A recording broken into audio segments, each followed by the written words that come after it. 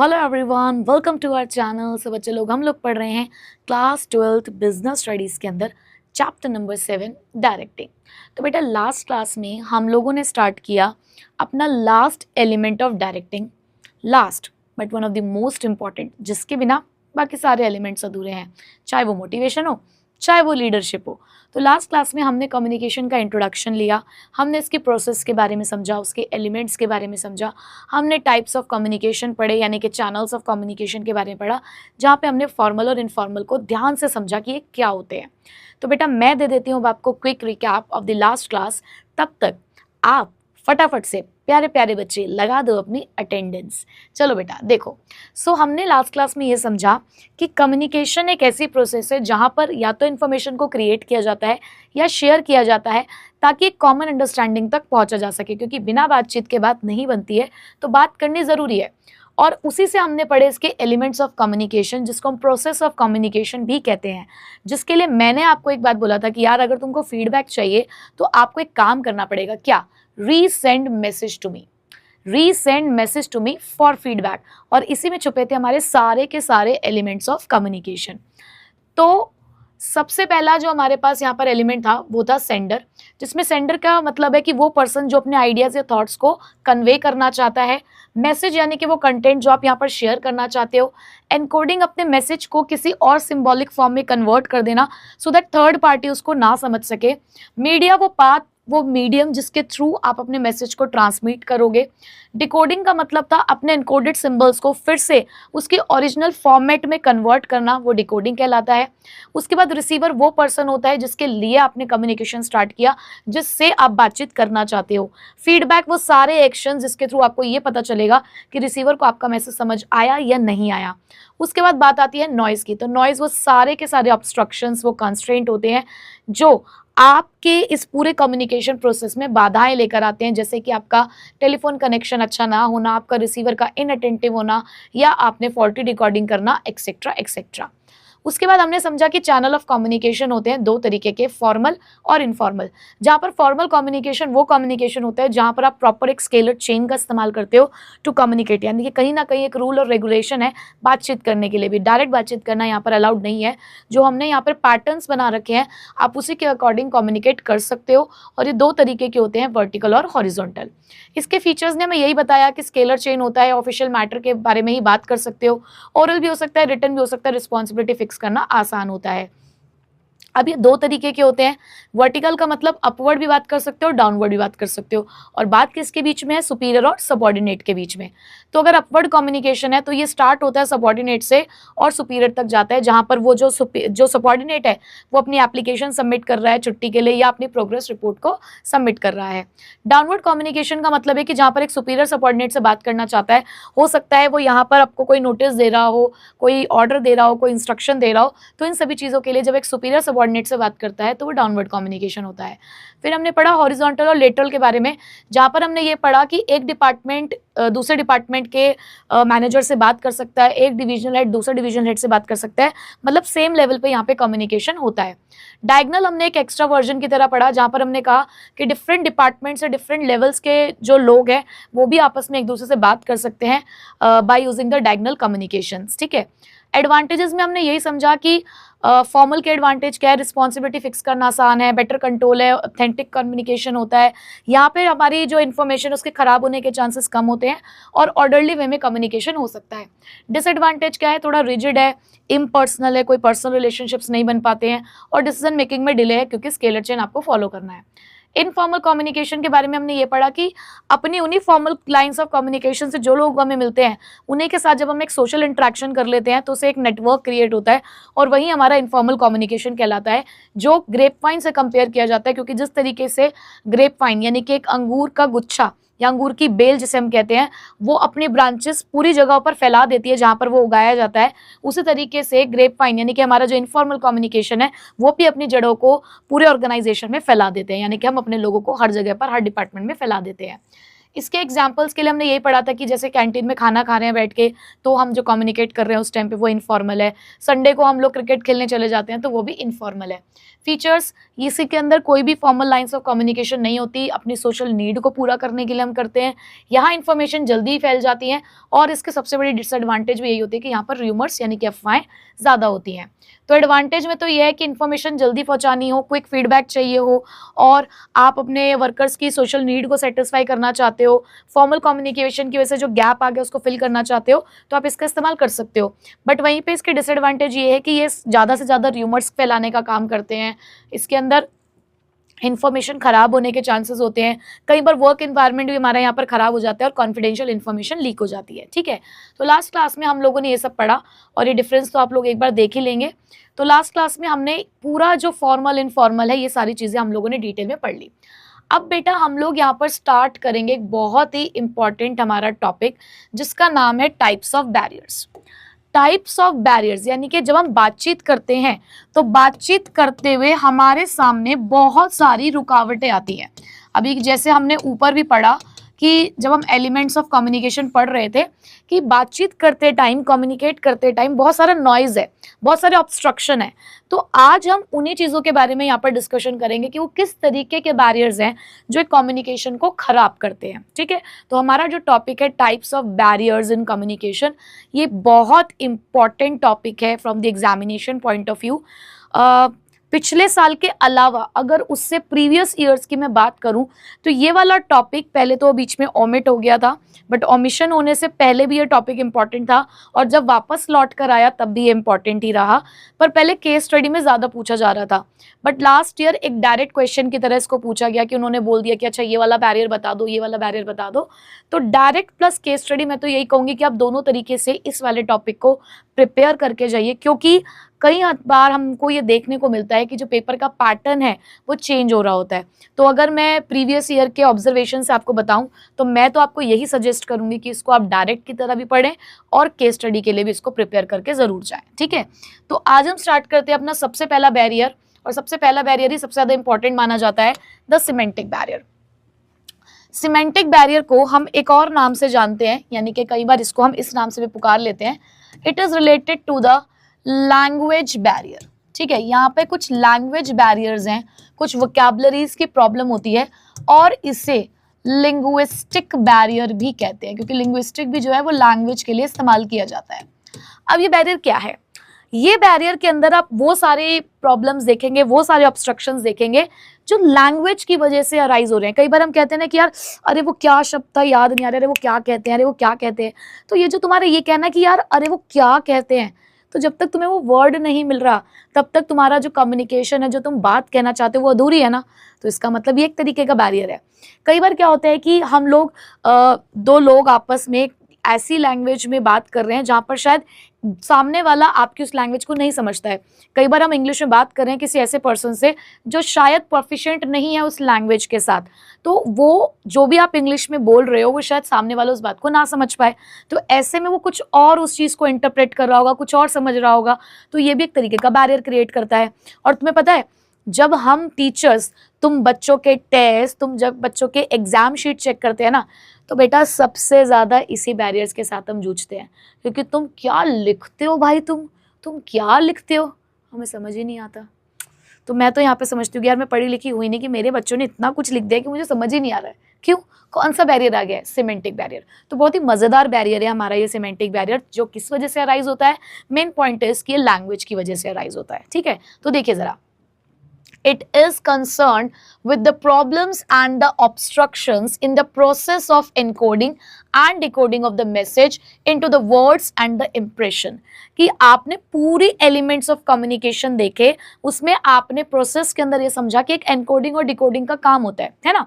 तो अगर एनकोडिंग और डिकोडिंग में, अब देखो इसका बेस्ट एग्जांपल ना मैं तो गूगल ट्रांसलेट को दे देती हूँ। नो पेड प्रमोशन, कोई उसकी मैं चुगली नहीं कर रही हूँ, मैं जस्ट आपको कनेक्ट करना चाह रही हूँ इस बैरियर के साथ साथ। तो समटाइम्स क्या होता है कि हमारे पास एक लॉन्ग पैराग्राफ है, ठीक है, और उस लॉन्ग पैराग्राफ को मुझको हिंदी में कन्वर्ट करना है, तो मैं को नहीं आता हिंदी में उसको इतने जल्दी से कन्वर्ट करना, वो जो प्रॉपर हिंदी वर्ड्स होते हैं मुझको नहीं आते। तो मैंने क्या किया, मैंने यही काम गूगल ट्रांसलेट को दिया। मैंने कहा एक काम करो यार, मेरे इस डॉक्यूमेंट को हिंदी में कन्वर्ट कर दो। बट समटाइम हमारा जो गूगल ट्रांसलेट होता है वो भी कुछ वर्ड्स के जो मीनिंग है वो अलग निकाल के दे देता है। दैट मीन्स यहाँ पर भी अगर मैं कहूँ कि एक ट्रांसलेशन चल रही है, यहाँ पर भी मैं कहूँ कि एक एनकोडिंग और डिकोडिंग चल रहा है, तो उस वजह से जो प्रॉब्लम अराइज हुई कि भाई आपने उसका मतलब कुछ और निकाल दिया। कोई एक वर्ड था वो इंग्लिश में कुछ लिखा हुआ है बट उसका सिमिलर मीनिंग हिंदी में कुछ और निकल कर आ रहा है, तो इन दैट केस ये एक बैरियर क्रिएट हो गया कि भैया मेरी जो वो चिट्ठी है अब वो तुमने कुछ किसी और ही चीज में कन्वर्ट दी, किसी और ही चीज में आप तुमने कन्वर्ट कर दी। 3 इडियट्स तो हम सभी ने देखी है, राइट? और 3 इडियट्स में तुमने वो चतुर की स्पीच भी जरूर सुनी होगी, सुनी ना? अब वो बेचारा, उसको नहीं आती थी वो लैंग्वेज, वो तो बस वो चिट्ठी को पढ़ रहा था जो उसको लिख कर दे दी गई थी। अब उस बेचारे को क्या ही पता था कि उस चिट्ठी में क्या क्या लिखा हुआ है, क्योंकि क्या, कौन सा बैरियर था? Language barrier. वो प्रोफिशिएंट नहीं था उस लैंग्वेज के साथ।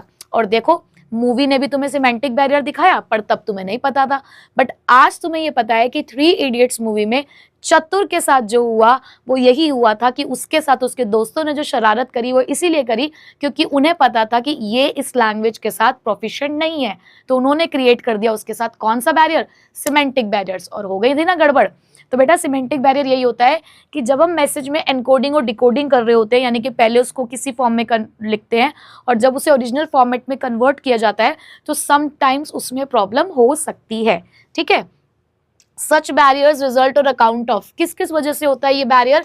कई बार हम रॉन्ग वर्ड का इस्तेमाल कर देते हैं, फॉल्टी ट्रांसलेशन हो जाती है, डिफरेंट इंटरप्रिटेशन, मतलब हम मतलब ही कुछ और समझ लेते हैं, तो ऐसे में सिमेंटिक बैरियर अराइज होता है। तो जब भी सिमेंटिक बैरियर को याद रखना हो तो बेटा याद कर लेना 3 इडियट्स वाली मूवी, और उसमें उस चतुर ही नाम था ना, मुझे तो यही याद आ रहा है कि चतुर ही नाम था, तो उसकी जो स्पीच है वो जरूर तुम लोग याद कर लेना। तो बिल्कुल वही बैरियर यहाँ पर आपको समझाया जा रहा है, ठीक है? चलो अब इसकी कैटेगरीज के बारे में पढ़ते हैं कि कौन कौन से टाइप्स ऑफ सिमेंटिक बैरियर होते हैं। तो मैंने इस बैरियर के नेचर से इसकी एक्रोनिम डिजाइन की है बेटा। But faulty symbols lead to badly expressed क्या मैसेज। देखो भैया क्या है हमारे पास, but faulty symbols leads to badly expressed message. तो यहीं से निकलते हैं हमारे सारे के सारे सिमेंटिक बैरियर्स। निकाल लो अपनी समरी नोटबुक और मेरे साथ तुरंत जल्दी जल्दी लिखना शुरू कर दो। बेटा बी से हमारे पास सबसे पहला barrier body language and gesture decoding, ठीक है जी। उसके बाद यू से हमारे पास अनक्लैरिफाइड अजम्पशंस। क्या है बेटा? Unclarified assumptions. टी से है बच्चे हमारे पास टेक्निकल जार्गन। एफ यानी कि ये जो हमारा पूरा फॉल्टी मैंने लिखा हुआ है, तो इस फॉल्टी से ही हमारे पास है फॉल्टी ट्रांसलेशन। तो कुछ वर्ड्स मैंने इसके अंदर ऐसे भी रखे हैं कि आपको बैरियर याद भी रहे कि कौन से हैं, ठीक है? तो फॉल्टी ट्रांसलेशन। उसके बाद बेटा ये जो सिंबल है, सिंबल से भी है हमारे पास सिंबल्स विद डिफरेंट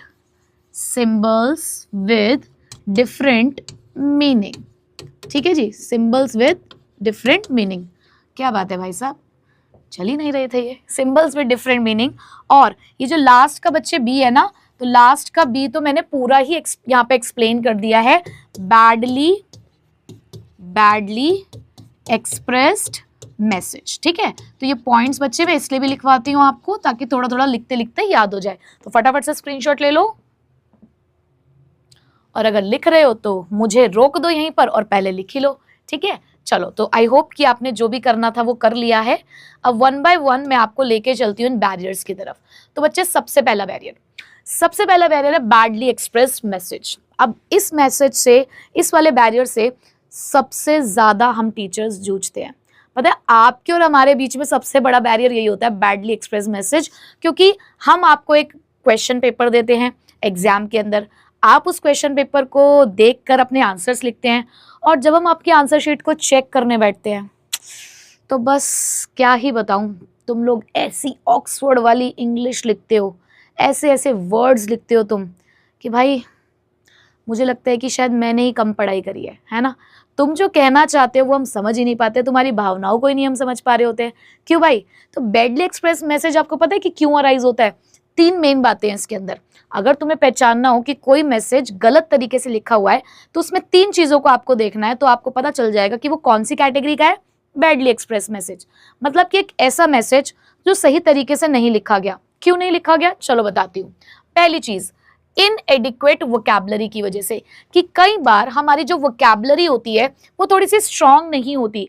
कई बार हमें ना शब्दों की कमी पड़ जाती है।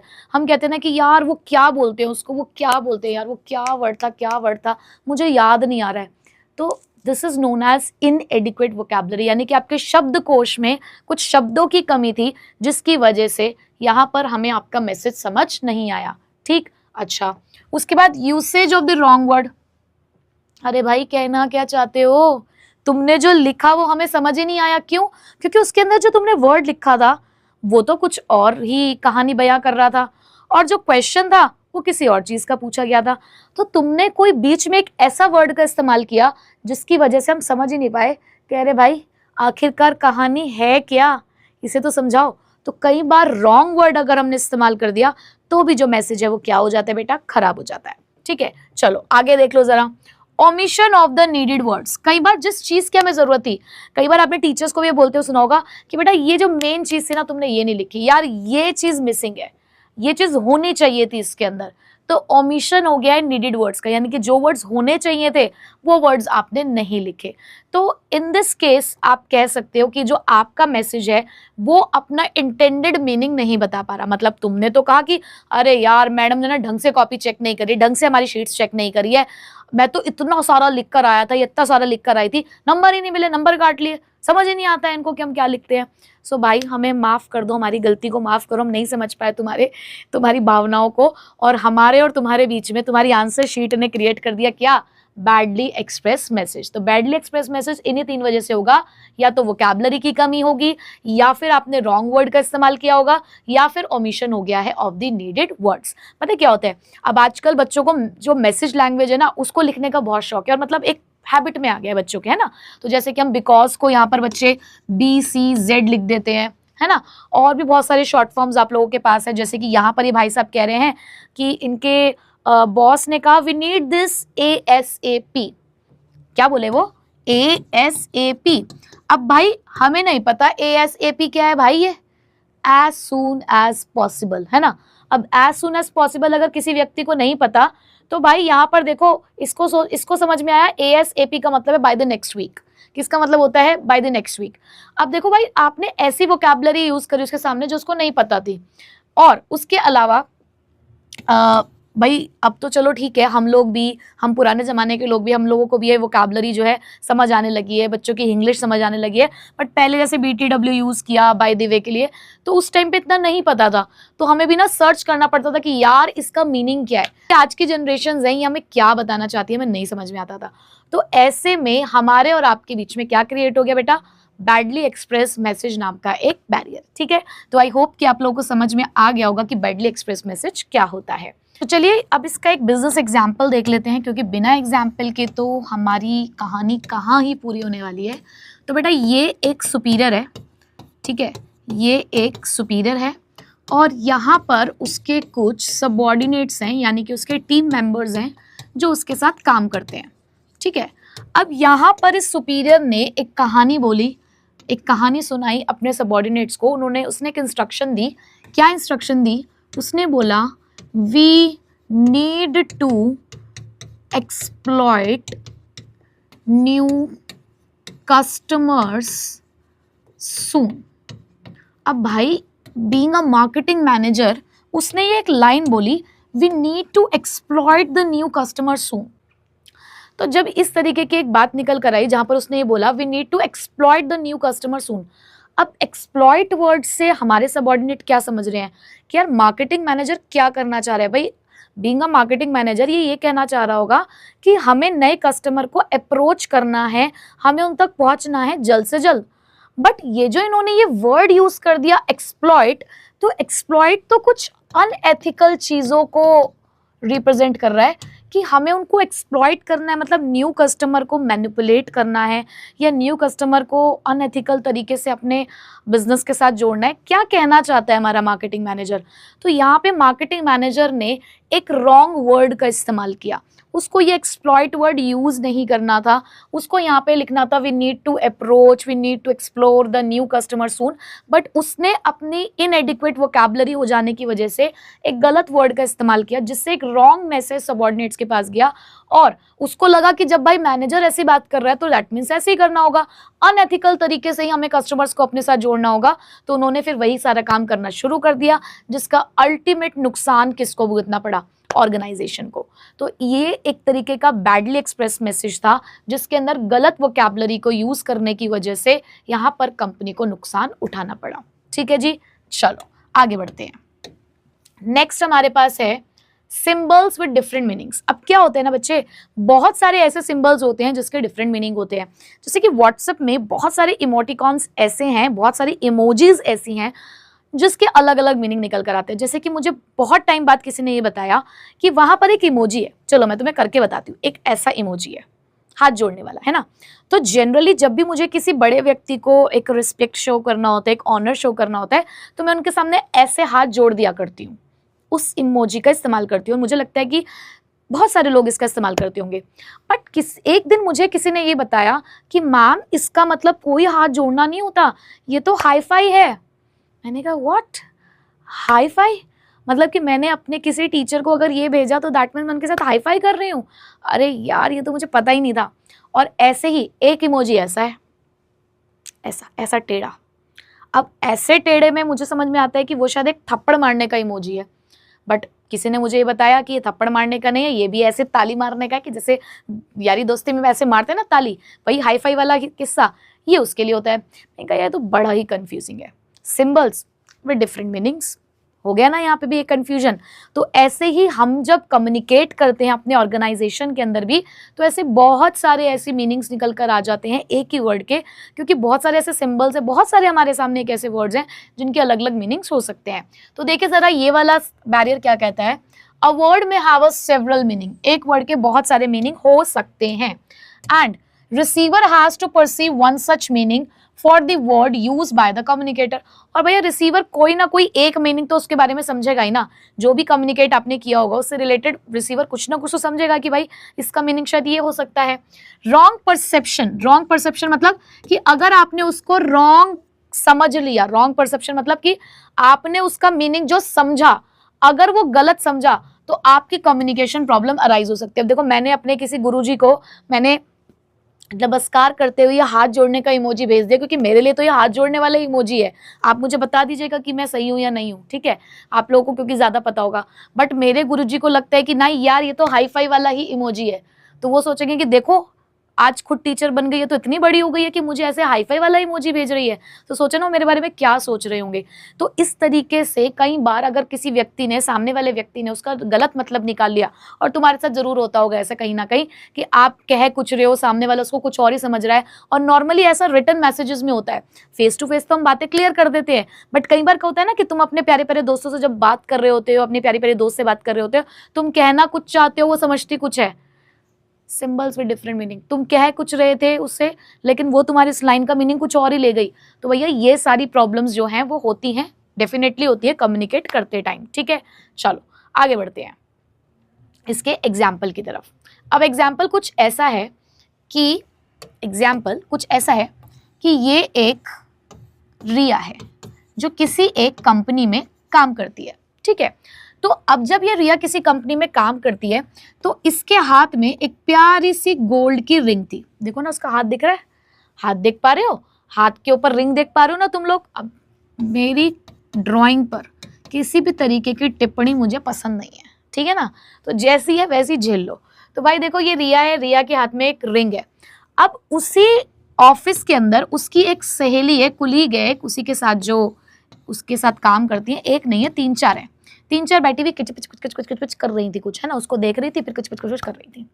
तो उनमें से अब नाम बता दो इनके, एक का नाम था प्रिया, एक का नाम था सिया, एक का नाम था दिया। ठीक है, तो अब ये तीनों ना किटर पिटर कर रही थी आपस में। तो रिया ने पूछा कि क्या बात है, क्या आपस में तुम लोग इतना लगी पड़ी हो, बताओ क्या बात है। तो एक ने पूछा, प्रिया ने पूछा कि रिया व्हाट इज, क्या पूछा उसने, प्रिया है, कुछ नया यूनिक सा ही पूछ कर आएगी ये तो, है ना। What is the value of this ring. तो प्रिया के मुंह से ये एक सेंटेंस निकला, what is the value of this ring. तो यहां पर उन्होंने वैल्यू पूछा। अब अगर मैं आपसे पूछूं कि बेटा वैल्यू, इस वैल्यू का आप क्या मतलब समझते हैं, वैल्यू का मीनिंग आपके लिए क्या है।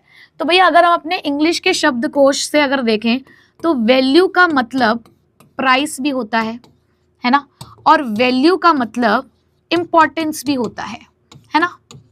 तो यहाँ पर जो प्रिया जी थी वो उनसे बेसिकली यही पूछना चाह रही थी कि ये जो आपकी रिंग आपने पहनी हुई है इसकी कीमत क्या है, वो कीमत पूछना चाहती थी। बट रिया बहुत ही इमोशनल है उस रिंग को लेकर और बहुत ही प्यारी है उसके लिए वो रिंग, क्योंकि उसको किसी ने, बहुत ही उसके स्पेशल पर्सन ने उसको गिफ्ट की थी।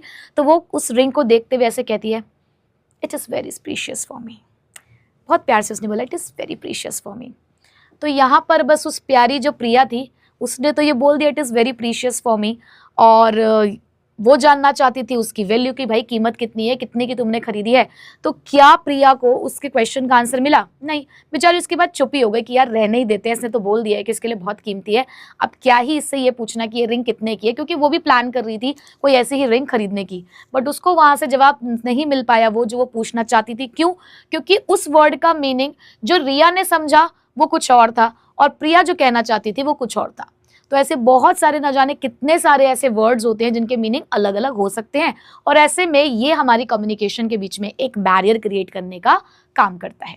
ठीक है, समझ गए सिंबल विद डिफरेंट मीनिंग्स। चलो अब मैं बढ़ती हूँ आगे। अब आगे बढ़ती हूँ बेटा फॉल्टी ट्रांसलेशन के साथ। अब फॉल्टी ट्रांसलेशन को तुम्हें समझाऊं बहुत बढ़िया तरीके से। एक फॉल्टी ट्रांसलेशन का मतलब क्या होता है, जैसे कि मैंने जब इस टॉपिक को स्टार्ट ही किया तो मैंने गूगल ट्रांसलेटर का आपको एक एग्जांपल दिया था। अब ऐसे ही होता है कि क्या हुआ, मैं बीच में ना अभी पिछले साल जून में मैं जापान घूम कर आई, खूब जगह अलग अलग देशों में मैं गई। तो मैं जब जापान घूम के आई मैं जापानीज सीख कर आई। ठीक है, अब जब मैं 1 महीने तक लगातार जापानीज बोलती रही तो मुझे ना, मैं अपनी इंग्लिश भूल गई लेकिन मुझे जापानीज अब बहुत अच्छे से आती थी। अब ऐसे में जब दोबारा मैं गई और अपने बच्चों को मैंने पढ़ाना शुरू किया तो मुझे बड़ी दिक्कत आ रही थी। तो ऐसे में मैंने ढूंढा एक बंदा कि मैंने कहा यार देखो मैं तो जापानीज में ही बात करूंगी, अब कोई एक ऐसा मुझे बंदा मिल जाए जो मेरी जापानीज को इंग्लिश में या हिंदी में कन्वर्ट कर दे और सामने वाले को बता दे। तो भाई मैं जैसी जाऊं, मैं क्लास में एंटर हुई पढ़ाने के लिए, सपोज करो तुम्हें पढ़ाने के लिए मैं खड़ी हूँ और मैं आके यहाँ पे कहती हूँ खींचो पाँचो खोचे मीचो छा छा। अब मुझे तुम बताओ जरा प्यारे मेरे बालकों, क्या तुम्हें ये बात समझ में आ रही है? तो ऐसे में मुझे यहाँ पे यूट्यूब के एक ऑप्शन का इस्तेमाल करना पड़ा, ऑटोडब, है ना, ताकि जो मैं यहाँ पर बड़बड़ कर रही हूँ अपनी जापानीज में वो बात तुम्हें समझ आए। बट अगर हमारा वो ट्रांसलेटर ही गलत ट्रांसलेट करे तो, मैं कह रही हूँ कि हम पढ़ रहे हैं चैप्टर नंबर 7 डायरेक्टिंग, वो कह रहा है कि हम पढ़ रहे हैं चैप्टर नंबर 6 स्टाफिंग। मेरी जापानीज का डायरेक्टिंग उसको अपनी इंग्लिश में स्टाफिंग समझ में आ रहा है।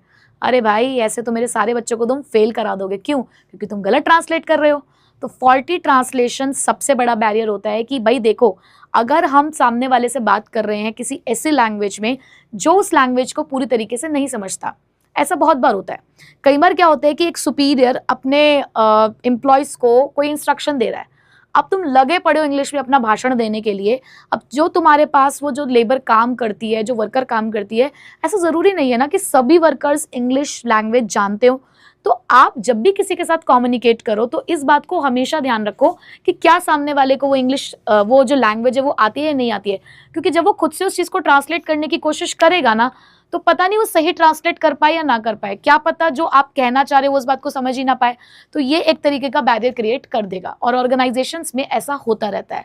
तो फॉल्टी ट्रांसलेशन का मतलब है कि जब एक लैंग्वेज को दूसरी लैंग्वेज में कन्वर्ट किया जा रहा है और जो व्यक्ति उसको कन्वर्ट कर रहा है, अगर वो ट्रांसलेटर ही गलत कन्वर्ट कर रहा है, वो दोनों लैंग्वेज में प्रोफिशिएंट नहीं है, तो ऐसे में गड़बड़ हो सकती है।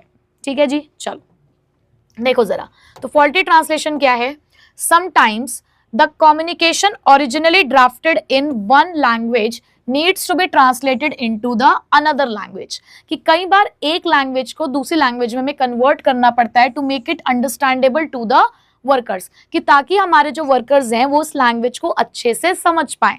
भाई हमने इंग्लिश में पूरा नोटिस ड्राफ्ट कर दिया, नहीं समझ आ रहा हमारे वर्कर्स को, तो भाई आपको उसको ट्रांसलेट करना पड़ेगा। अब हम लोग आजकल एआई चैट जीपीटी के इतने ज़्यादा एडिक्टेड हो चुके हैं कि हम खुद से कोई काम करना ही नहीं चाहते, हम उसको कह देते कि भाई ले तू कर दे। अब भाई वो तो एक भाई कंप्यूटर सॉफ्टवेयर है ना भाई, अब उसके अंदर भी तो कुछ ना कुछ एरर्स हो सकते हैं ना। तो भाई जब उसके पास वो गया मैसेज, हो सकता है उसने गलत ट्रांसलेट किया, सामने वाले के पास गलत मैसेज पहुंचा, तो ऐसे में ट्रांसलेशन गलत हुआ तो मैसेज भी तो गलत कन्वे होगा ना। तो फॉल्टी ट्रांसलेशन बहुत कॉमन होते हैं ऑर्गेनाइजेशंस के अंदर, क्योंकि अगर हमारा ट्रांसलेटर एफिशिएंट नहीं है सो ही में मेक द मिस्टेक, वो मिस्टेक करेगा and that will result in transfer of wrong message, जिसकी वजह से रॉन्ग मैसेज जाएगा। जैसे कि एक फैक्ट्री में ना एक सेफ्टी इंस्ट्रक्शन लिखी हुई थी, क्या उसमें इंग्लिश में लिखा हुआ था, wear protective gloves before handling the chemicals. अब अगर मैं इसको ट्रांसलेट करूं तो इसका मतलब होता है कि जब भी आप केमिकल्स का इस्तेमाल करने जाओ तो अपने ग्लव्स, जो प्रोटेक्टिव ग्लव्स हैं, वो पहन कर जाने आपको, ठीक है। अब जिस बंदे को इंग्लिश नहीं आती तो उन्होंने उसको हिंदी में क्या ट्रांसलेट किया अपने हिसाब से, handle chemicals then wear gloves, यानी कि पहले केमिकल्स को हैंडल कर लो उसके बाद ग्लव्स पहन लेना। तो देखो गलत हो गया ना, उन्होंने तो बोला था कि केमिकल्स को यूज़ करने से पहले ग्लव्स पहनने हैं और उन बेचारों ने कुछ और समझ लिया। तो कौन सफ़र करेगा, वो सफ़र करेंगे ना। तो यहाँ से आपको एग्जाम्पल भी मिल गया और आपका टॉपिक भी क्लियर हो गया, ठीक है। चलो आगे बढ़ते हैं नेक्स्ट। चलिए नेक्स्ट है हमारे पास अनक्लैरिफाइड अजम्पशन। अब इसके लिए ना मैं पहले आपको एग्जाम्पल देती हूँ, फिर इसके बाद हम टॉपिक पे आते हैं। अब अनक्लैरिफाइड अजम्पशन के लिए मैं आपको आपके बुक का एग्जाम्पल भी दूंगी और एक एग्जाम्पल बोनस मेरी तरफ से भी। तो पहले मेरे वाला एग्जाम्पल, फिर बुक वाले एग्जाम्पल पे चलेंगे। तो बेटा ये ना ये एक मैनेजर है किसी कंपनी के अंदर, फाइनेंस मैनेजर है, ठीक। इस फाइनेंस मैनेजर के डिपार्टमेंट में 2 अकाउंटेंट काम करते हैं। एक है हमारा जूनियर अकाउंटेंट, ठीक है, हमारा जूनियर अकाउंटेंट हमारा छोटू, और एक है हमारा सीनियर अकाउंटेंट द अकड़ू, ठीक है। चलो जी, सीनियर अकाउंटेंट। तो बेसिकली जो सीनियर अकाउंटेंट है वो सारे अकाउंट्स को मेंटेन करता है, ठीक है, और जूनियर अकाउंटेंट उसकी हेल्प करता था। अब जूनियर अकाउंटेंट सिर्फ इसलिए कह रही हूँ कि उसके अंडर काम करता था, इसका मतलब ये नहीं है कि उसको अकाउंटिंग वर्क नहीं आता है, वो भी सारा अकाउंटिंग वर्क जानता है, बस वो थोड़ा सा उससे बाद में ज्वाइन किया है, तो इसलिए एक्सपीरियंस उसके पास थोड़ा सा कम है, इसलिए मैं उसको सिर्फ जूनियर अकाउंटेंट कह रही हूँ। बट दोनों की जो क्वालिफिकेशन है वो ऑलमोस्ट सेम है, सिर्फ एक्सपीरियंस का डिफरेंस था, ठीक है। अब क्या हुआ, एक बार सीनियर अकाउंटेंट की थोड़ी तबियत खराब थी और वो कुछ दिनों के लिए छुट्टियों पे चला गया, ठीक है। ये किस पे चला गया, ये हॉलीडेज पे चला गया, सिक लीव्स ले ली इसने कंपनी से बेटा क्या ले ली है, सिक लीव्स ले ली है फॉर 15 डेज। चलो भाई बीमार है बेचारा तो ले ली उसने 15 दिन के लिए छुट्टी। तो अब 15 दिन तक अकाउंट्स कौन संभालेगा, अब तक जो ये सारा काम कर रहा था उसको कौन संभालेगा, क्योंकि सीनियर अकाउंटेंट था तो जूनियर अकाउंटेंट के पास इतना सारा काम नहीं था पहले। तो मैनेजर ने इसको एक इंस्ट्रक्शन दी, मैनेजर ने इसको एक काम कहा कि junior accountant take care of the books. अब बेटा take care of the books का मतलब, बुक्स यहाँ पे कौन सी वाली बात हो रही है, बुक्स की, बुक्स ऑफ अकाउंट्स, यानी कि जो हम अपने अकाउंटिंग बुक्स को मेंटेन करते हैं, उसने कहा take care of the books. अब take care of the books से हमारे जूनियर अकाउंटेंट ने एक अजम्पशन बनाई, हमारे जूनियर अकाउंटेंट ने अजम्पशन बनाई कि take care of the books का मतलब क्या है, कि मुझे तो यहाँ पर बुक्स की सेफ्टी करनी है, मुझे सिर्फ बुक्स को संभाल कर रखना है कि जब तक हमारा सीनियर अकाउंटेंट लौट कर नहीं आता तब तक मुझे सिर्फ उसकी बनाई हुई बुक्स को आराम से उठा के साइड में रखना है कि कोई और उसको इस्तेमाल ना करे या उसके अंदर किसी भी तरीके का कोई झोलमल ना हो। बट हमारा जो फाइनेंस मैनेजर था उसका मतलब था मेंटेन द बुक्स, कि भाई जब तक तुम्हारा सीनियर अकाउंटेंट नहीं आता तब तक उसका सारा काम तुमको संभालना है और बुक्स को तब तक मेंटेन करके रखना है अंटिल ही रिटर्न्स। अब भाई यहाँ पर दोनों ने अलग अलग अजम्पशन के साथ बात करी। फाइनेंस मैनेजर का अजम्पशन था कि मैंने इसको बोल दिया take care of the books, तो ये समझ गया होगा कि तब तक इसको बुक्स को मेंटेन करना है 15 दिन तक। अब उसको लगा कि उसको तो सिर्फ 15 दिन तक बुक्स को संभाल कर रखना है।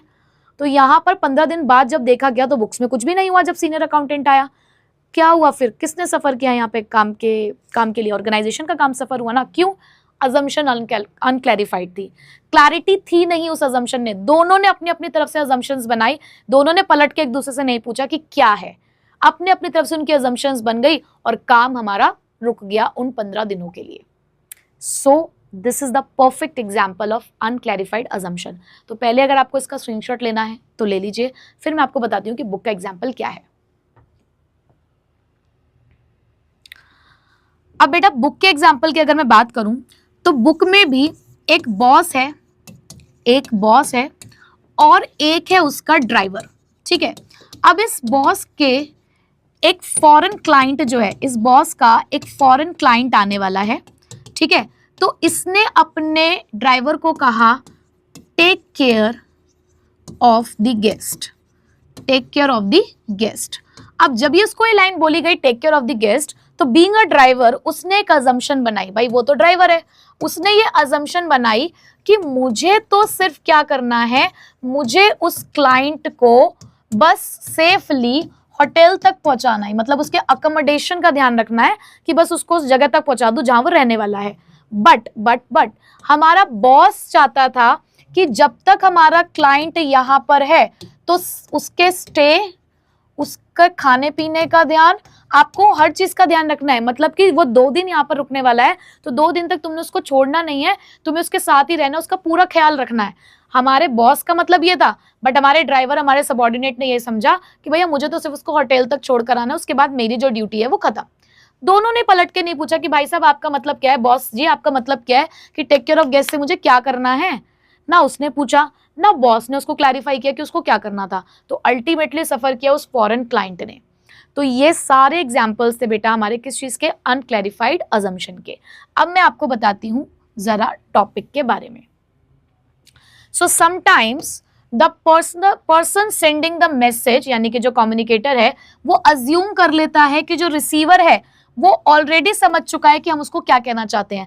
कई बार आंखों आंखों में हम समझ जाते हैं कि हाँ take care of the guest, हाँ वो भी कहता है हाँ take care of the guest, take care of the guest, I understood. अरे भाई पूछ तो ले वो क्या कह रहा है take care of the guest से, पूरी बात तो पूछ ले। तो कई बार हम लोग ना ऐसे कहते हैं हाँ ठीक है ठीक है ठीक है, तो भाई आंखों आंखों में तुम समझ गए कि वो क्या कहना चाह रहा था। तो कई बार हम ये मान लेते हैं कि रिसीवर को समझ आ गया है कि हम उसे क्या कहना चाहते हैं, और ये तुम्हारी इस तरीके की अजम्पशंस जो हैं वो क्लियरली एक्सप्लेन ना होने की वजह से मिसअंडरस्टैंडिंग को अराइज करती है। अब दे दो, एक दूसरे को ब्लेम करो, वो बेचारा फॉरेन क्लाइंट तो भाग गया, तुम्हारे साथ डील नहीं करी, वो भाग गया, अब तुम एक दूसरे को ब्लेम करो कि तेरी वजह से नहीं हुआ, तेरी वजह से नहीं हुआ। तो ये अनक्लैरिफाइड अजम्पशंस भी कई बार बैरियर्स जो हैं वो क्रिएट करती हैं। ठीक है, चलो आगे बढ़ते हैं बेटा। Technical jargon. अभी टेक्निकल जार्गन का हादसा ना मेरे साथ तो होता ही रहता है। क्या हुआ कि भाई देखो आजकल हेल्थ वेल्थ तो हम सबकी ऐसी रहती है, तुमने देखा होगा मेरे गले का तो ऑलमोस्ट बैंड बच जाता है इस मंथ तक आते आते, क्योंकि मौसम में इतने ज़्यादा चेंजेस हो रहे होते हैं कि हेल्थ तो बहुत ज़्यादा ख़राब हो जाती है। तो मैं थोड़ा सा ध्यान रखती हूँ कि भाई अपने टेस्ट वगैरह प्रॉपर्ली कराती रहूँ। तो एक दिन मैं ऐसी मेडिकल अपनी रिपोर्ट लेके बैठी थी, मैंने कहा पता नहीं क्या डॉक्टर बड़बड़ बड़बड़ करते रहते हैं, मैं खुद ही पढ़ के देखूँ इसके अंदर क्या लिखा हुआ है। तो मैंने कहा अच्छा ब्लड शुगर इज़ ओके, बिल्कुल ठीक है, परफेक्ट है, RBC WBC भी मेरा बिल्कुल ठीक है। अरे वाह यार, मैं भी डॉक्टर बन सकती हूँ, मेडिकल रिपोर्ट तो मुझे ही पढ़नी आ गई है। अच्छा हीमोग्लोबिन भी परफेक्ट है, वाह। उसके बाद कुछ ऐसी ऐसी शब्दावली आई ना उसके अंदर, कुछ ऐसे ऐसे वर्ड्स आए उसके अंदर, जिसके बाद मैंने वो मेडिकल रिपोर्ट पैक करी और रख दी। क्यों भाई? क्योंकि भाई वो मेडिकल टर्म्स थे, या तो मुझे उसके लिए गूगल करना पड़ रहा था, मैं एक एक वर्ड को ढूंढ रही थी किसका मीनिंग क्या होता है। क्यों? क्योंकि वो कुछ टेक्निकल वर्ड्स थे जो उसी व्यक्ति को पता थे जो उस फील्ड में है। अब हमारे कॉमर्स में भी तो न जाने कितने सारे वर्ड्स हैं ना ऐसे, जिसकी वजह से जो सिर्फ हमें समझ में आते, औरों को नहीं समझ में आते। जैसे कि बहुत से लोग देखते होंगे शार्क टैंक, लेकिन कुछ कुछ वर्ड्स ऐसे हैं जो सिर्फ उसी को पता है जो फाइनेंस के बारे में कुछ जानता होगा। क्यों? क्योंकि वो उसी फील्ड से है। अब जैसे कि मुझे क्रिकेट, ठीक है मुझे क्रिकेट की न्यूज़ सुनना अच्छा लगता है, बट मुझे ना क्रिकेट के बारे में बहुत ज़्यादा कुछ नहीं पता। तो जब भी मैं देखती हूँ ना अपने घर वालों के साथ बैठ के क्रिकेट, तो बहुत सारे उसके अंदर ऐसी बातें होती हैं जो मेरे सर के ऊपर से निकल जाती है। क्यों? क्योंकि मुझे नहीं पता यार, वो तो उनकी फील्ड की वोकैबुलरी है, मुझे नहीं समझ में आ रही। ऐसे ही जब डॉक्टर्स के पास जब हम बैठते हैं तो कई बार ना जब वो हमें हमारी बीमारी समझा रहे होते हैं तो भाई वो भी ऐसे ऐसे पंच मारते हैं ना हमारे सामने, ऐसे ऐसे वर्ड्स बोलते हैं, नहीं समझ में आते हमें। क्यों भाई? वो टेक्निकल वर्ड्स हैं जो उन्हीं की फील्ड से रिलेटेड हैं, जो वो स्पेशलिस्ट को ही पता होता है, हमें क्या पता। हम कहते हैं ना ये केमिस्ट और ये डॉक्टर भाई भाई होते हैं आपस में, इन्हें एक दूसरे की भाषा समझ में आती है। क्यों भाई? वो दोनों एक ही फील्ड से हैं, उन्हें समझ में आ रहा है कि क्या लिखा है क्या नहीं लिखा है। हमें इसलिए समझ में नहीं आ रहा, हम उनकी फील्ड के नहीं है। तो एक बैरियर क्रिएट हो गया ना।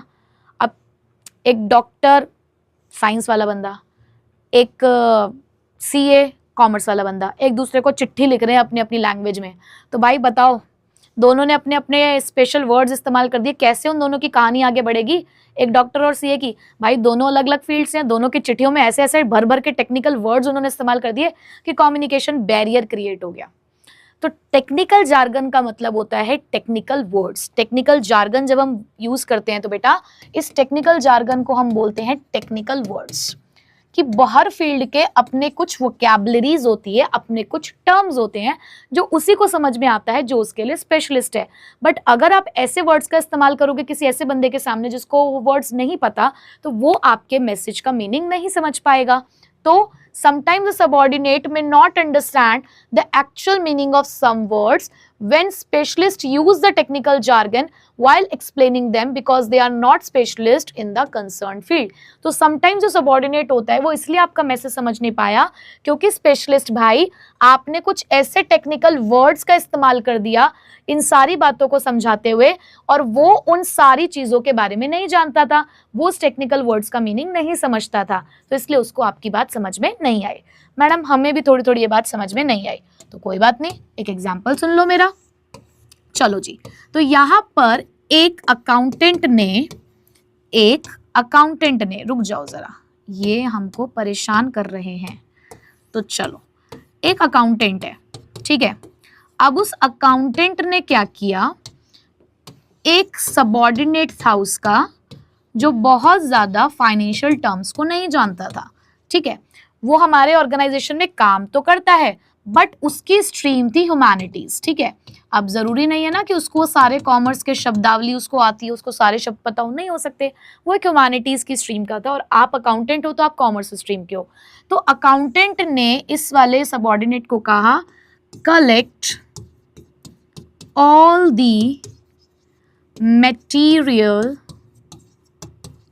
the material facts from sales manager, कि जाओ सेल्स मैनेजर के पास जाओ और कलेक्ट करो मटेरियल फैक्ट्स। अब ह्यूमैनिटी वाले बंदे को मटेरियल का मतलब क्या पता होगा? सिंपल सी बात बताओ आप मुझे, एक ह्यूमैनिटी वाला बंदा इस मटेरियल वर्ड से क्या समझता होगा? रॉ मटेरियल, कि मुझे जाना है सेल्स वाले के पास और मटेरियल मतलब जो भी उसके पास सामान होगा, चाहे वो रॉ मटेरियल हो चाहे फिनिश गुड्स हो, उसके पास जो भी सामान है, जो भी मटेरियल उसके पास है, मुझे उसके बारे में सारी इंफॉर्मेशन कलेक्ट करके लेकर आनी है ना। बट हम तो कॉमर्स वाले हैं, हमें तो पता है हमारे लिए मटेरियल का मतलब क्या है।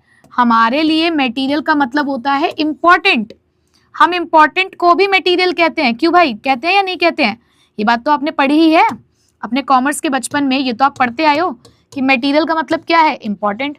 मतलब कि अकाउंटेंट उसे ये कह रहा था कि सेल्स मैनेजर के पास जाके इंपॉर्टेंट इंफॉर्मेशन लेकर आओ, बट उसको क्या लगा कि वो कह रहा है कि मटेरियल की इंफॉर्मेशन कलेक्ट करके लेकर आओ। अब ऐसे में वो कलेक्ट करके ले आया, वो कहता है अरे बुद्धू ये थोड़ी पूछा था मैंने तुमसे। तो हो गया ना बीच में क्रिएट बैरियर। क्यों? आपने भाई उसके सामने टेक्निकल वर्ड इस्तेमाल कर दिया। आप सीधे सीधे बोल देता ना कि इंपॉर्टेंट इन्फॉर्मेशन कलेक्ट करके लेकर आओ, आपको जरूरत ही क्या थी उससे इस तरीके से बात करने की। तो ये जो टेक्निकल जार्गन्स होते हैं ये बहुत सारे बैरियर्स को क्रिएट करते हैं। ठीक है भाई, चलो आगे बढ़ते हैं। नेक्स्ट हमारा लास्ट सिमेंटिक बैरियर जिसका नाम है body language and gesture decoding. अब ये क्या होता है? कई बार ऐसा होता है हम कह कुछ रहे हैं बट हम दिखा कुछ रहे हैं। वो कहावत होती है ना, हाथी के दांत खाने के कुछ और दिखाने के कुछ और। तो बस कुछ इसी तरीके से होता है हमारा बॉडी लैंग्वेज और गेस्चर डिकोडिंग, कि तुम्हारे बॉस ने तुम पूरी टीम को बुलाया अपने ऑफिस में, ठीक है, अपने ऑफिस में बुलाया और उसके चेहरे पर, उसकी आंखों में तो तुम्हें लग रहा है कि थोड़ा सा गुस्सा है, नाराज है, बट वो अपने शब्दों में कह रहा है कि अरे यार वेल डन, क्या काम किया है तुमने, क्या काम किया है भाई, मजा आ गया, है ना। कई बार तुम्हारे टीचर्स भी कहते हैं ना तुम्हें, जब तुम बहुत अच्छा परफॉर्म करते हो एग्जाम में, है ना, बहुत प्यारे प्यारे परफॉर्म करते हो, तुम 10 में से 2 नंबर ला रहे हो, 10 में से 3 नंबर लेकर आ रहे हो, तो तब तुम्हारे टीचर्स क्या कहते हैं? अरे वाह क्या परफॉर्मेंस दी है, वाओ एट्स ऑफ, क्या बात क्या बात क्या बात परफॉर्मेंस दी है यार तुम लोगों ने। तो तुम क्या सोचते हो, क्या कहते हो, सरकास्टिकली बोल रही हैं, ये हमारी क्या कहते हैं इज्जत के साथ बेइज्जती की जा रही है।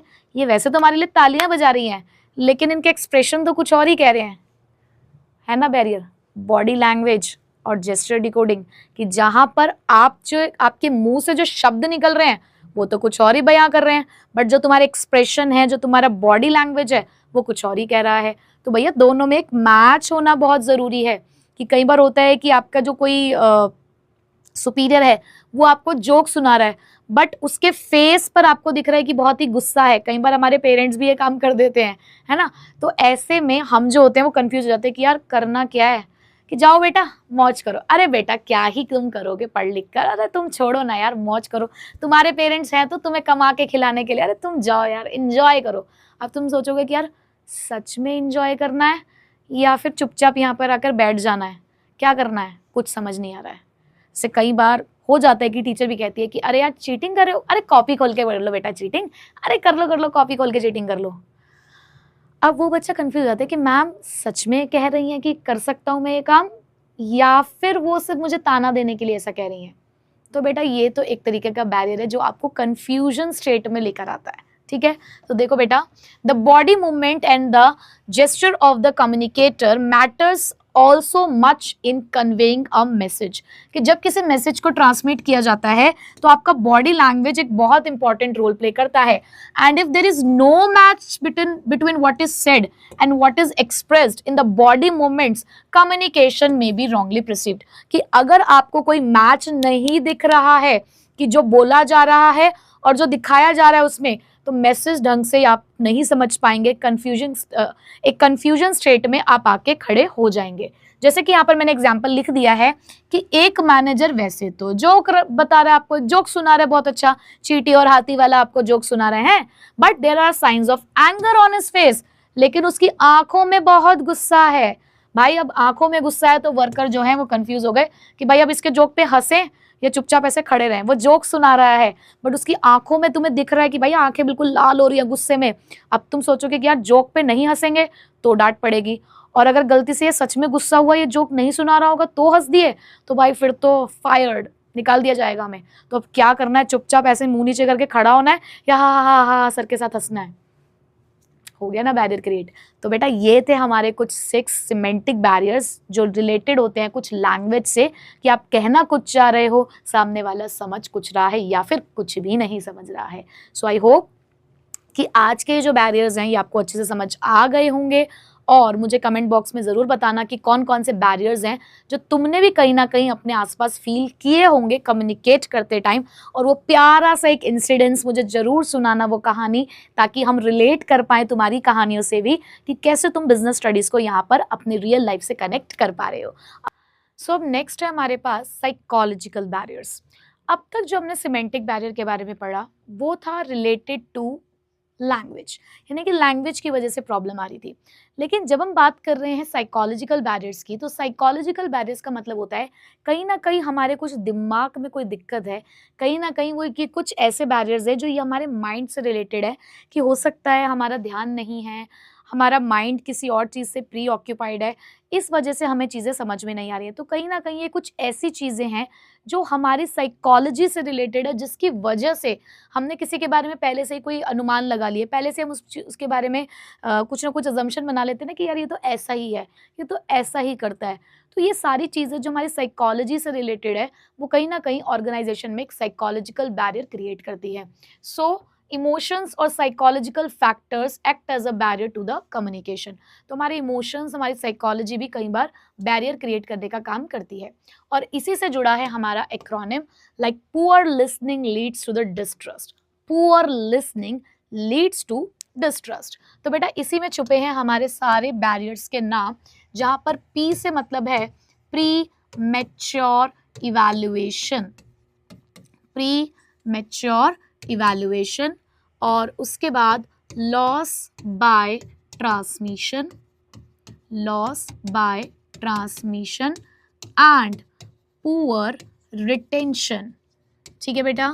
उसके बाद नेक्स्ट जो हमारे पास एल है वो है lack of attention, lack of attention. Then उसके बाद है बेटा डिस्ट्रस्ट। तो ये 4 तरीके के बैरियर्स हैं जो हमारे पर्सनल बैरियर्स के अंदर आते हैं। चलिए आगे बढ़ते हैं और वन बाय वन इनको समझते हैं। अब प्री मैच्योर इवैल्यूएशन का मतलब क्या होता है? समटाइम्स क्या होता है ना कि हम सामने वाले के बारे में पहले से एक अनुमान लगा लेते हैं।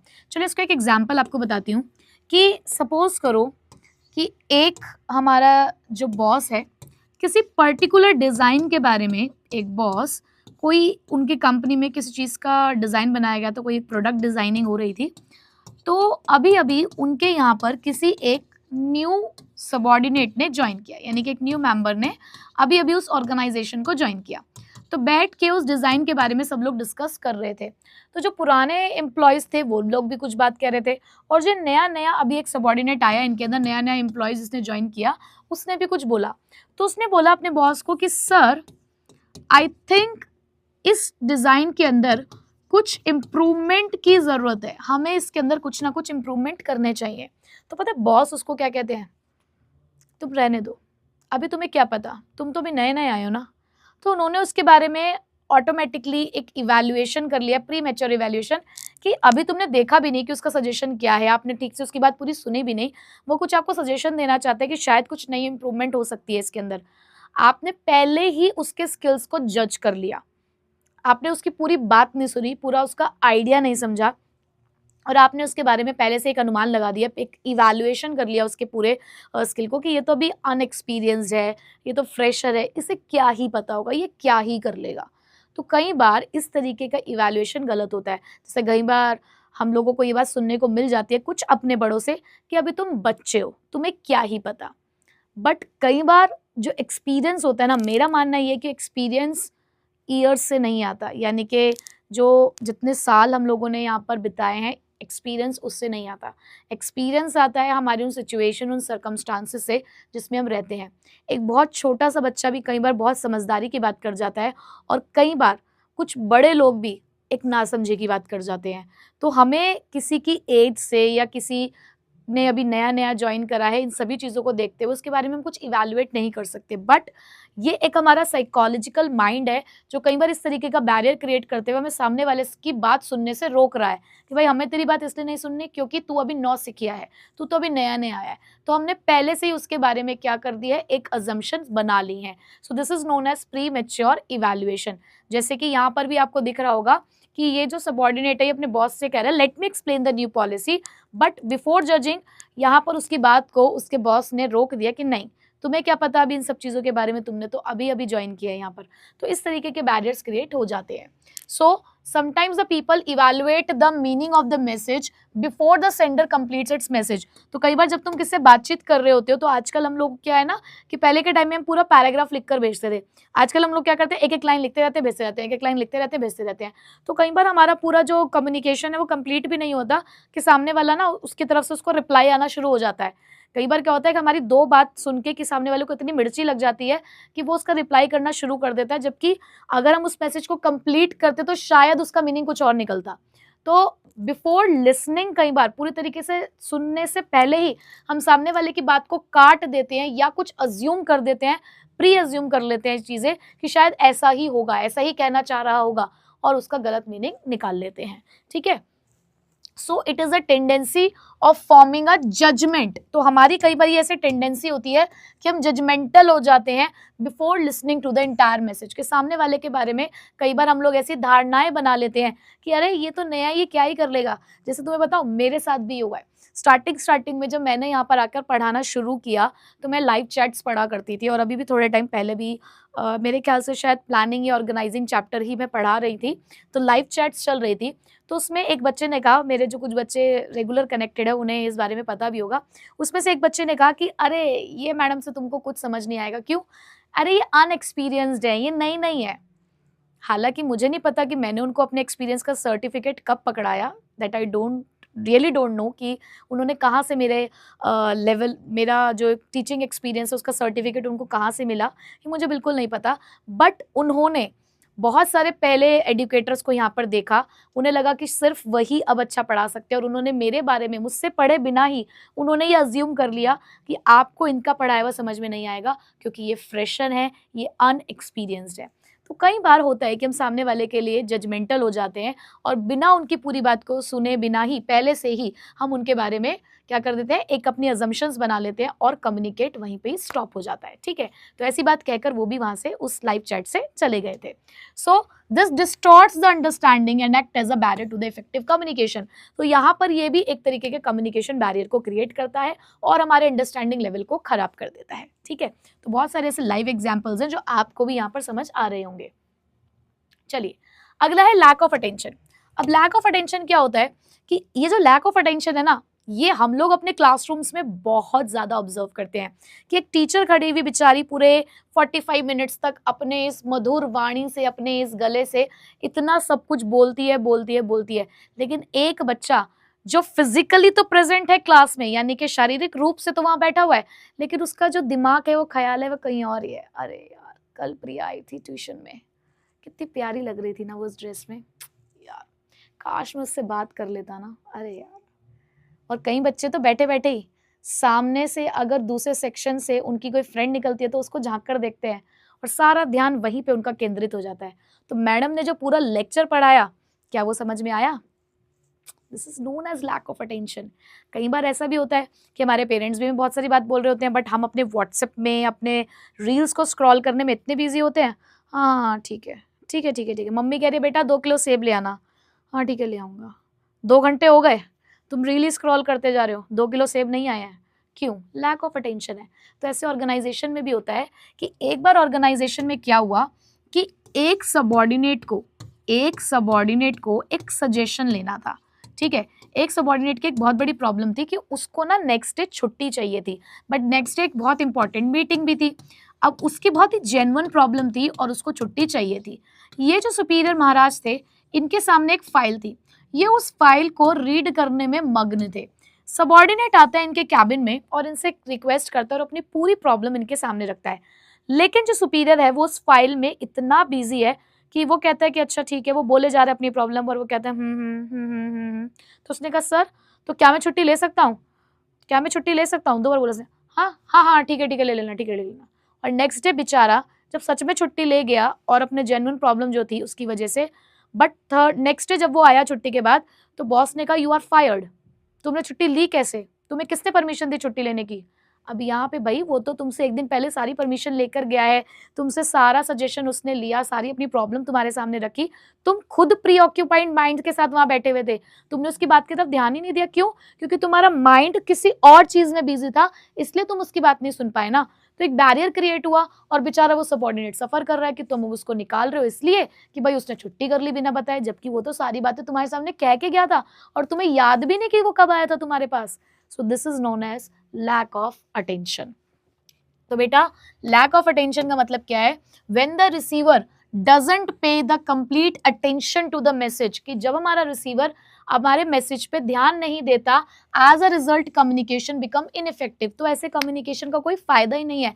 हम बोले जा रहे हैं, मैं यहाँ पे तुम्हें समझा रही हूँ, सिखा रही हूँ, बट तुम फोन नीचे चला रहे हो, इंस्टाग्राम देख रहे हो, किसी और ही बातों में बिजी हो।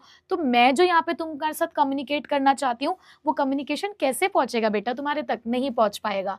So the pre occupied mind of the receiver, यानी कि क्योंकि आपका माइंड ऑलरेडी किसी और चीज से भरा हुआ है, यहाँ बहुत कुछ है भाई, इसलिए कुछ और बातें समझ में नहीं आ रही हैं, and the resultant non listening of the message, जिसकी वजह से तुम उस मैसेज को समझ ही नहीं रहे हो, जिसकी वजह से साइकोलॉजिकल बैरियर जो है वो क्रिएट हो जाता है। ठीक है, सो कैसे होता है लैक ऑफ अटेंशन? जब आप पहले से ही प्री ऑक्यूपाइड हो किसी और चीज के साथ, तो आप सुन नहीं पा रहे हो। ठीक है जी, चलो आगे बढ़ते हैं बेटा।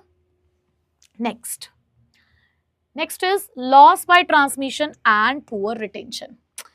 कई बार किसी ने हमें कोई एक बात बताई पर हम उसे अपने पेट में नहीं रख पा रहे हैं, बहुत पेट में दर्द हो रहा है कि नहीं यार, जब तक बताऊंगा नहीं ना तब तक बात नहीं बनेगी।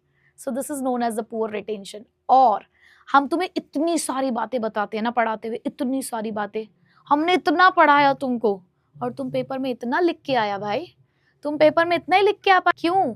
पुअर रिटेंशन हो गया ना। तो गलत है ना ये कि भाई हमने इतना कुछ पढ़ाया, तुम इतना लिख के आए, तो पुअर रिटेंशन, यानी कि जितनी बातें बताई जा रही हैं उतना आप स्टोर नहीं कर पा रहे हो, रख नहीं पा रहे हो, यहाँ पर उसको नहीं रख पा रहे हो, तो this is known as poor retention. अब लॉस बाय ट्रांसमिशन क्या है कि भैया तुम्हारे सबसे आगे बंदा जो बैठा था उसको सारा आंसर आता था, ठीक, अब उसने आंसर बताया पीछे वाले को थोड़ा सा कम बताया, मतलब उसने जब ट्रांसमिट किया तो पूरा नहीं बता पा रहा है, वो आधा ही बताया उसने, ठीक है। अब उसने जब उससे पीछे वाले को बताया उसने और आधा बताया, फिर उसने पीछे वाले को बताया और आधा बताया, और आधा के साथ साथ कुछ अपना भी मिक्स मैच हो रहा है, अपनी तरफ से भी मिर्च मसाले सब लग रहे हैं, और मैसेज जो ओरिजिनलिटी थी जो मैसेज की वो खो गई। तो कई बार हमारा जो माइंड है वो इस तरीके से बैरियर क्रिएट करता है कि जो बात हमें बताई गई है वो, क्योंकि बहुत सारे बीच में फिल्टरिंग पॉइंट्स होते हैं कि जब एक मैसेज को बहुत सारे लोगों तक पहुंचाना होता है तो बीच में एडिशन, डिलीशन, मॉडिफिकेशन हो जाता है, तो मैसेज की जो ओरिजिनलिटी होती है वो खराब हो जाती है। प्लस हम पूरा जो मैसेज का कंटेंट है उसे भाई रिटेन नहीं कर पाते हैं, हमें उसे बताना तो है लेकिन ढंग से नहीं बता पा रहे हैं, उसको पूरी तरीके से उस चीज को हम एक्सप्लेन नहीं कर पा रहे, ठीक है जी। तो देखो जरा यहाँ पर when the communication passes through the various levels, यानी कि जब हमारा कम्युनिकेशन बहुत सारे लेवल से जाता है तो सक्सेसिव ट्रांसमिशन, यानी कि जैसे जैसे वो ट्रांसमिट होता चला जाता है, it result in loss of transmission in inaccurate information. तो कई बार जो हमारा मैसेज है वो इनएक्यूरेटली जा रहा है, यानी कि बीच बीच में वो खोता जा रहा है। This is more so in case of oral communication, और जनरली ऐसा ओरल कम्युनिकेशन में होता है क्योंकि रिटर्न में तो हम कॉपी पेस्ट कर देते हैं। Poor retention is the another problem, और एक और प्रॉब्लम है कि रिटेन नहीं कर पा रहे हो। Usually people can't retain the information for a long time if they are inattentive और नॉट इंटरेस्टेड, और कई बार पूरी तरीके से ना सुनने की वजह से, सारी बातों पर ध्यान ना देने की वजह से भी तुम इनअटेंटिव हो, उस वजह से भी तुम सारी बातों को रिटेन नहीं कर पा रहे हो, ठीक है। बस तुम्हें पेट से बात निकालनी तो है बाहर, लेकिन पूरी नहीं निकाल पा रही क्योंकि पूरी तुम्हें खुद नहीं पता, तुमने आधी अधूरी जितनी तुम्हारे मजे की थी तुमने सुन ली और उतनी आके बोल दी, ठीक है।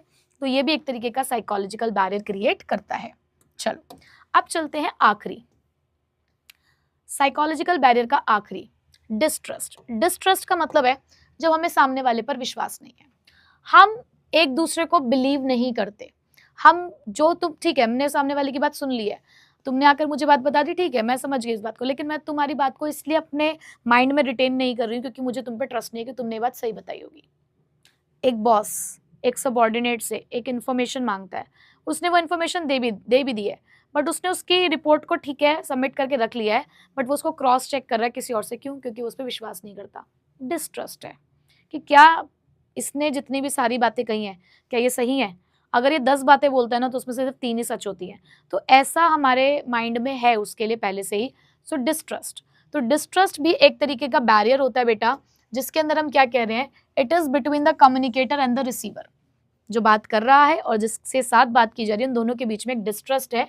मतलब कि if the parties do not believe each other, एक दूसरे पे विश्वास नहीं करते, बात कर तो रहे हैं एक दूसरे से लेकिन एक दूसरे पे विश्वास नहीं करते, इसलिए एक दूसरे के कम्युनिकेशन को इंपॉर्टेंस ही नहीं देते हैं, सुनकर छोड़ देते हैं, ठीक है। So in this case they can't understand each other message in original sense, तो यहाँ पर वो एक दूसरे की बात को ओरिजिनलिटी में समझ ही नहीं पाते, क्यों? क्योंकि एक दूसरे पे विश्वास ही नहीं कि इसने ही बात बोली होगी तो क्या सही बोली होगी, नहीं यार गलत हो सकती है, एक दूसरे पे आप बिलीव नहीं करते हो। तो ये भी एक तरीके का बैरियर क्रिएट करता है, क्यों? कहाँ से रिलेटेड है? हमारे माइंड से। तो सिमेंटिक बैरियर्स लैंग्वेज से रिलेटेड थे, वहीं पे साइकोलॉजिकल बैरियर्स हमारे माइंड से रिलेटेड थे। सो आई होप कि आज के जो 2 टाइप्स ऑफ बैरियर्स हैं, ये जो कैटेगरीज ऑफ बैरियर्स हमने आज पढ़े, आपको सारे बैरियर्स बहुत अच्छे से समझ आए होंगे।